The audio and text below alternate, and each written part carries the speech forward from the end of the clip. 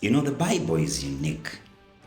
There is nothing that is not found in the Bible. For example, this week we are looking at Parasha Mishpatim. In this Torah portion from Exodus 21 all the way to 24, we look at the horizontal laws that God gives to the children of Israel. These are interpersonal laws between themselves, how they should relate. And we learn a lot from this portion of scripture. As I was looking at this portion of scripture, there are things that just stood out for me.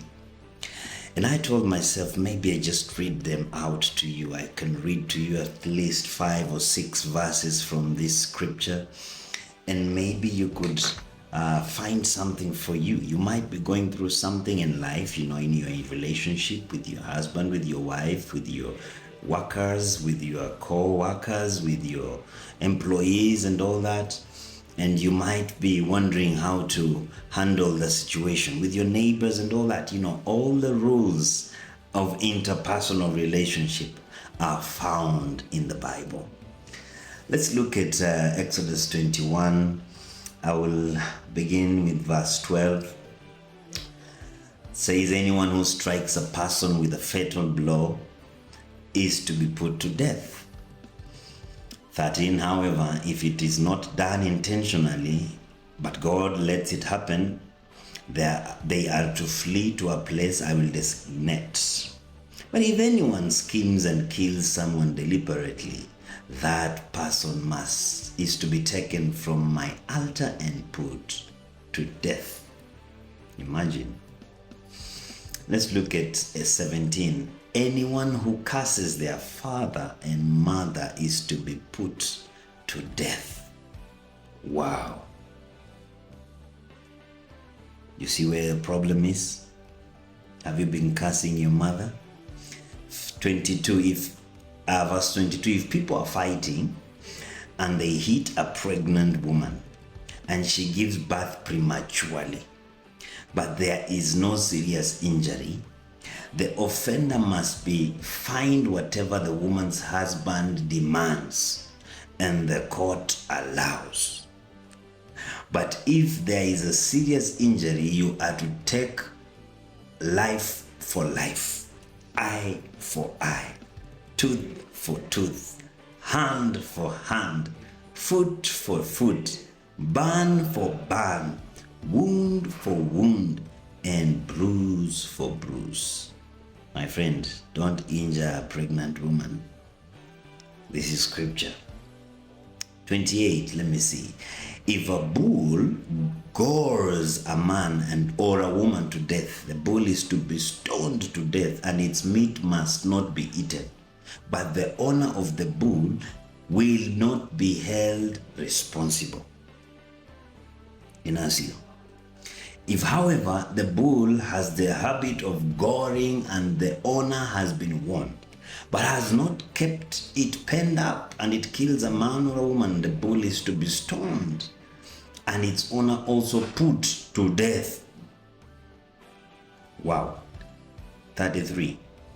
If anyone uncovers a if anyone uncovers a pit or digs one, chimba kisima, shimo, fails to cover it, and an ox or donkey falls into it, the one who opened the pit must pay the owner for the loss and take the dead animal in exchange. Wow. Let's jump to chapter 22. Interpersonal relationships. I'll read just maybe 4 scriptures. I'll begin with verse 1. Whoever steals an ox or a sheep and slaughters it or sells it must pay back 5 heads of cattle for the ox and 4 sheep for the sheep. Wow. You steal, you pay 5 or 4 more. Serious. Let's go to 14. 14 says, if anyone borrows an animal from their neighbor and it is injured or dies while the owner is not present, they must make restitution. But if the owner is with the animal, the borrower will not have to pay. If the animal was hired, the money paid for the hire covers the loss. So if you hire an animal or something and it goes to work for you and the owner is there while it's working and it gets spoiled or dies, you are not responsible. The money you paid will cover that. But if you borrowed it and he is not there, and it comes back when it's destroyed, then you will have to pay for it. If a man seduces a virgin 16 who is not pledged to be married and sleeps with her, he must pay bride price, and she shall be his wife. If her father absolutely refuses to give her to him, he must still pay. Utalipa ukilala na msichana, whether you like it or not, whether you marry her or you don't, but it is good for you to marry her.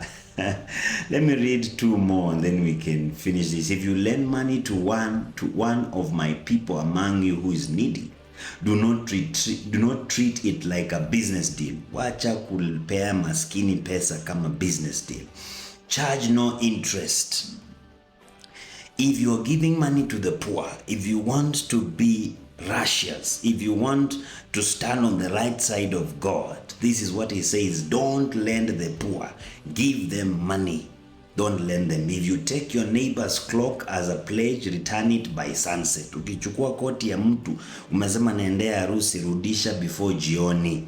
Ama because that cloak is the only covering of your neighbors, what else can he sleep in? When the cry comes out to me, I will hear it. Probably let me get the last one. You are to be my holy people, 31.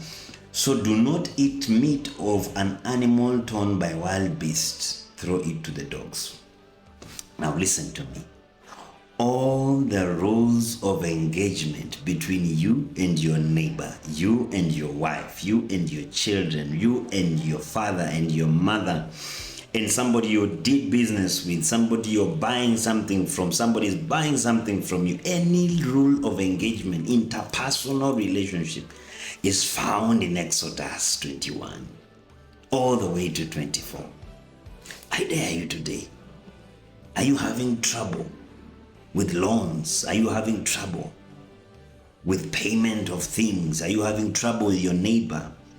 And yet you're born again and you're wondering, how will I handle this relationship?